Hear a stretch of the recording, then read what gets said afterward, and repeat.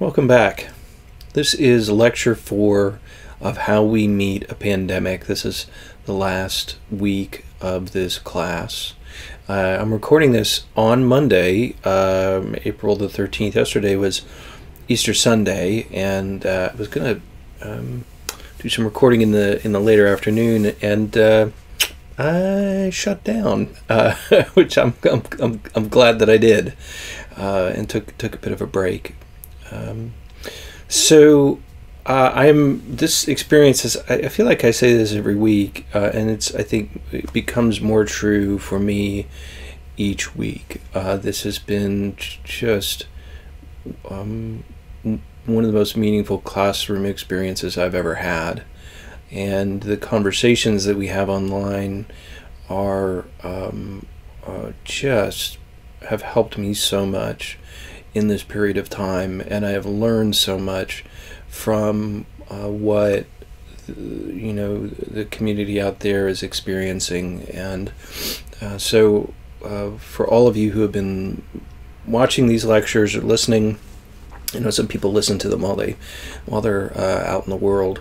Thank you, truly. I'm going to, as ever, too, as I get started today, there's so much content in the book, The Plague. There's so much that's worthy of reflection. We could obviously spend a whole semester reflecting on it. But what I've done for our last lecture here today is to sort of group the reflections. It's roughly in chronological order in the book, but under two headings. The first is called How We All Carry the Plague, and the second is Love and Healing. And so let's get started. So this first part is how we all carry the plague, and I'm going to start with my attempt to frame one question that Camus is asking us, which really is, how do we live a moral life? And for me, I was raised, as I've mentioned, within Roman Catholicism. I'm not a church-going Christian by any stretch of the imagination now. But when I hear that question of morals or morality, I immediately think of it in a Christian sense, and I think of it in terms of sin and redemption. I think of it in terms of the many, many, many ways in which I fail to live up to an ideal on an ongoing basis, and a specifically Christian ideal. One of the things for me, the most powerful takeaways for me in reading this book over the last few weeks has been understanding that Camus doesn't mean it in a Christian sense. It can't help but be influenced by Christianity, but he's talking about something, he's trying to put morality on a different foundation, I think. And toward that end, here, as we reach the conclusion of the book, I think it comes out most clearly in the conversation that his character Ryu, who, as we've said, is kind of a stand-in for Camus, Ryu, the physician, is having with his friend Taru. And Taru, we might recall, is the man who's living at the hotel. He's not from Oran, and he has been helping Ryu fight the plague. He created these volunteer sanitary squads, and he has really just become Ryu's right arm. He goes with him everywhere. So as we find the two of them in this last part of the book, they're having a rare moment in which they're not working. And Taru begins to share in the quiet of the evening, begins to share with Ryu his story. And so I'm going to read to you just a bit from the beginning of that, and then we'll summarize parts of it as we go through, but I think the beginning is very important. He says, "To make things simpler, Ryu, let me begin by saying, I had plague already, long before I came to this town and encountered it here. Which is tantamount to saying I'm like everybody else. Only there are some people who don't know it. or feel at ease in that condition. Others know and want to get out of it. Personally, I've always wanted to get out of it. In my edition of the book, that's page 245. So I want us to notice that he's telling us, in a sense, that we all already live with the plague. We are all already carriers of the plague. And as he progresses, he tells us a little bit more about what he means by that. But as we're starting here, he's setting up something important for us too, in that understanding that some of us, if we all carry the plague, some of us are content with living with it or don't notice it.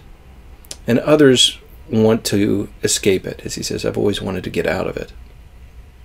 So he goes on and tells us his story, his personal story. And in his personal story, he talks about his father, who he loved and with whom he had a really good relationship, though it was one that was kind of attuned to what his dad needed and his dad's interests. So it's kind of a son who maybe there wasn't quite as much room for him to be who he was in the relationship. But they were close, and he looked up to his father. One day, his father, of course, was a prosecutor, and Taru one day goes to court with his father and watches his father prosecute someone.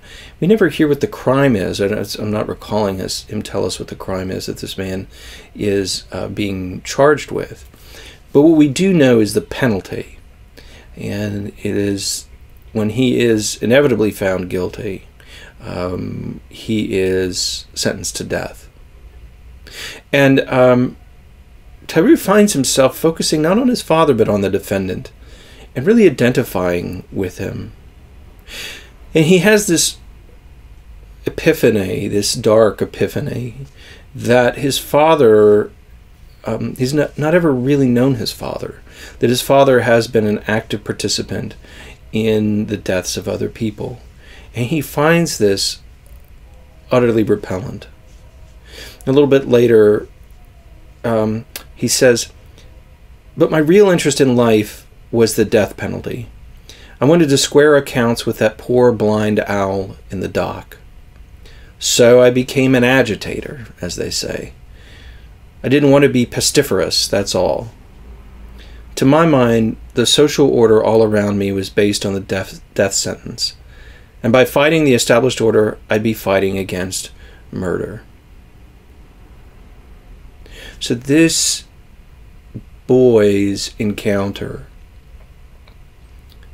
with the reality of man-made death, rationally chosen,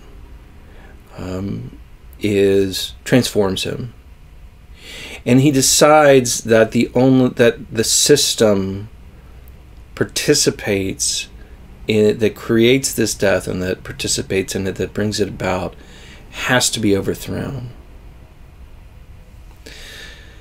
A little bit later, he describes what happens to him. So he becomes an advocate, as he says, an agitator for the forces that would upend the existing system. He doesn't go into historical detail for us. Of course, it's worth noting that this is just post-World War II. And of course, this happens in the backdrop of fascism. But what he's describing, a society that upholds the death penalty, is not inherently fascistic, right? So he describes his life as a rebel. And he notes that he had actually been participating in the same structures that led to death as his father. They're actually different structures, same end, which is the participation in the death of others. And again, Camus in the book doesn't shy away from showing us the hard reality of this without being exploitative. He shows us, Taru tells us about witnessing death by firing squad, being there personally present and seeing what it looks like for guns to shoot into a body from a yard away.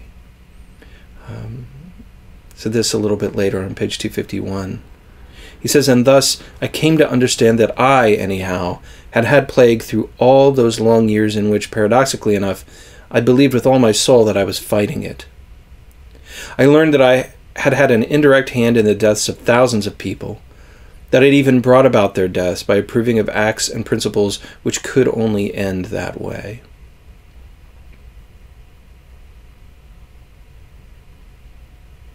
I mentioned the backdrop of the Second World War and the fight against fascism, and we can understand the historical context of this. But it is not historical in the sense that we too live under a system, participate in a system that brings about death on our behalf. And we'll start close to the pandemic first. We know, for instance, and I think fully support, maybe not, but most of us fully support the ongoing and agonizing discernment process that is happening around the pandemic in hospitals in the hardest hit areas. There's a good deal of reporting now from, of course, from Italy, but also from New York City, and the harrowing stories, choices that have continued to be made in the hospitals there. Over the weekend, there was a really amazing piece of reporting. It's actually a conversation among several people who understand themselves to be, I don't know that they would call themselves ethics experts, but that's certainly how they're presented. And it's moderated by Emily Bazelon, who happens to be a writer that I think a lot of, and a commentator. And she's with the New York Times Magazine and also is a professor at Yale University. So you can look it up online. But what it does is it explores the intricate ethical dilemmas that are being faced right now as policymakers try to decide how to make decisions in hospital context, but also how to make decisions in terms of the economy and who gets access to the resources of healing right now that are so necessary for people's survival. People make these choices. In other words, there are people who are in positions of power who are making choices that result in death for parts of our population, and they are agonizing, and they represent us as they make those decisions. So that's one way in which we participate, because we are parts of these systems. We may not be making the decisions, but these people are authorized by us in many different complicated ways. I think more to Camus' point, though, we should think about the more than a million people, and I'm speaking as an American citizen now. The more than 1 million people who died in Iraq following 9/11. There were just a bit over 3,000 people, I believe, who died in the United States as a direct result of the attacks on 9/11. The policies that emerged from it led to the deaths of hundreds and hundreds of thousands of civilians. And that is one story among many stories in American history in which our participation as taxpayers and as voters, as citizens, makes us complicit. I believe that it's in this way that Camus says that we all already carry the plague, and that some of us are comfortable with that.